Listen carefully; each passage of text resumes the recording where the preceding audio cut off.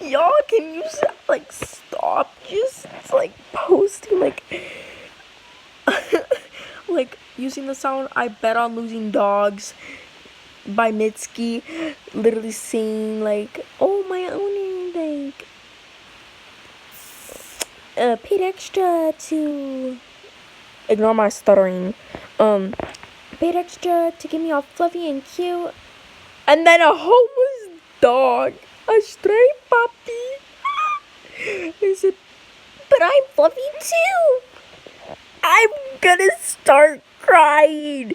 I am an emotional human being. I want to adopt every single one of those stray pets that don't have a home or are being mistreated. I will take them under my wing. I will adopt them. Same with children. I will adopt you. Just come to me.